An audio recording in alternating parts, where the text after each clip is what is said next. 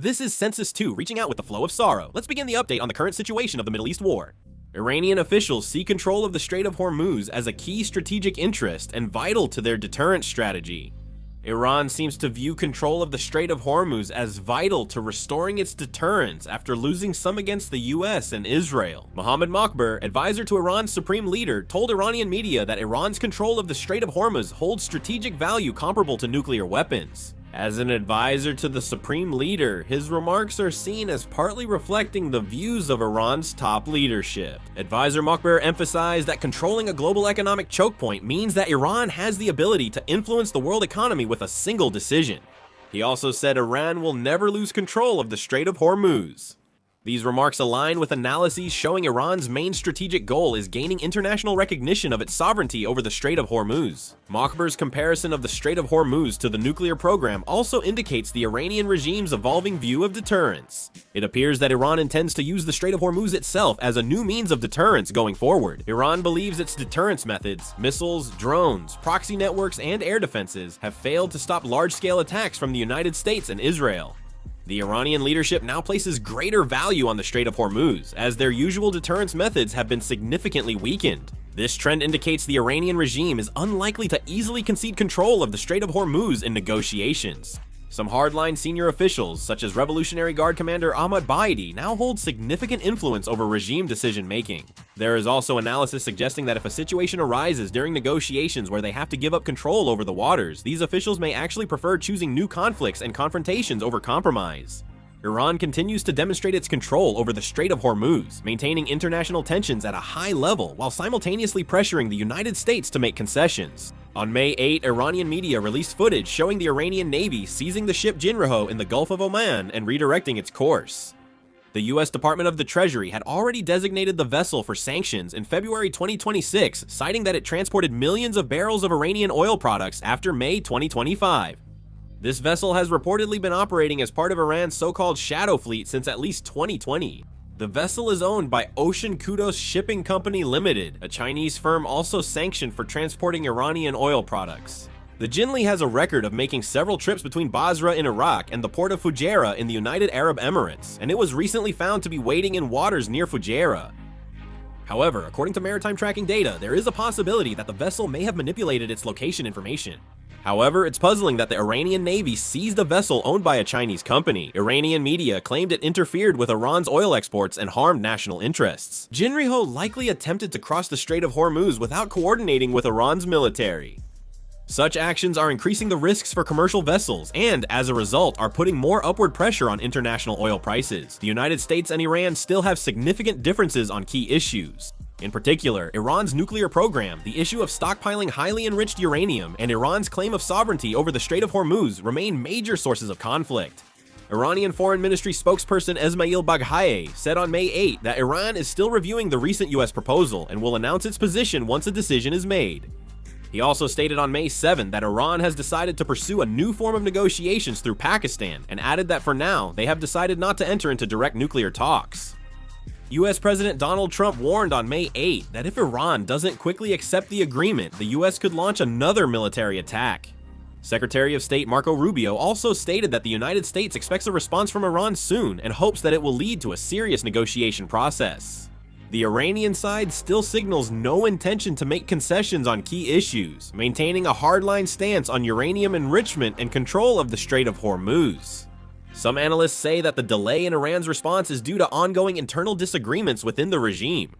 Reportedly, Revolutionary Guard Commander-in-Chief Ahmad Vahidi and his hardline associates strongly oppose major concessions on key issues.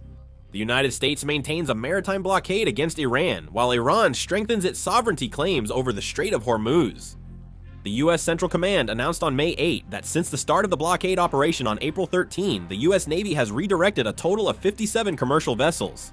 That day, Central Command said U.S. forces disabled Iranian oil tankers Seizure 3 and Sevda as they tried to enter an Iranian port near the Gulf of Oman. Iran seems to have been trying to use these oil tankers as floating storage because its crude oil storage is strained by the U.S. maritime blockade. In fact, Iran is already reactivating old oil tankers and converting empty ships into temporary offshore oil storage facilities in an attempt to ease some of the pressure on its onshore storage facilities. Central Command said the U.S. Navy is blocking over 70 oil tankers from entering or leaving Iranian ports as part of the blockade on Iran. These ships have the capacity to hold more than 166 million barrels of Iranian crude oil, which is estimated to be worth at least $13 billion. Iran has recently stepped up military and verbal pressure on the UAE, labeling the UAE as a hostile nation backing U.S. and Israeli actions against Iran. Iran also seems to intend to show that Gulf countries cooperating with the U.S. will face direct security and economic consequences if they continue to support U.S. military actions against Iran. Ali Hezbollah, a member of Iran's National Security and Foreign Policy Committee, stated on May 8 that Iran now considers the UAE not as a neighboring country but as a hostile base. He also claimed that the UAE cooperated in supporting attacks targeting Iran during the war. Mohammad Mokhber, advisor to Iran's supreme leader, said on May 8 that the UAE has been punished and warned of harsher punishment ahead. Iran recently launched attacks on the UAE, partly to isolate the UAE from other Gulf countries and weaken its ties with the United States and Israel. In particular, analysts see these actions as largely a response to the UAE's recent efforts to strengthen cooperation with both the United States and Israel. The UAE Ministry of Defense announced on May 8 that its air defense intercepted 2 Iranian ballistic missiles and 3 drones targeting the UAE.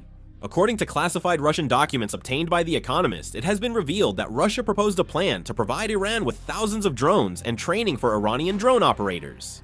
This information is raising concerns about the possibility of fiber optic drone technology spreading to Iran and its regional proxy forces. The proposal reportedly features 5,000 short-range fiber optic drones, several long-range satellite-guided drones with Starlink terminals, and a training program for Iranian personnel to operate them. However, The Economist said it couldn't confirm if Russia had officially delivered this proposal to Iran. Although the document lacks a creation date, The Economist suggested it was likely written in the war's first 6 weeks, when the US considered ground operations against Iran. Meanwhile, the Russian proposal is increasing worries that fiber optic drone technology could reach Iran's proxy forces. In fact, it has been confirmed that pro-Iranian Iraqi militias and Lebanon's Hezbollah have already used fiber optic FPV drones during the current conflict. Israeli officials told The Economist that the Revolutionary Guard gave Iranian fiber optic drones to Hezbollah. It's unclear if this is the Israeli government's latest assessment, but some analysis suggests Iran may have supplied some drones to Hezbollah. Ultimately, Russia's move to provide fiber optic drones to Iran could lead to the rapid spread of advanced drone technology throughout Iran's regional proxy forces. This is raising concerns that it could further threaten the military interests of the United States and its allies.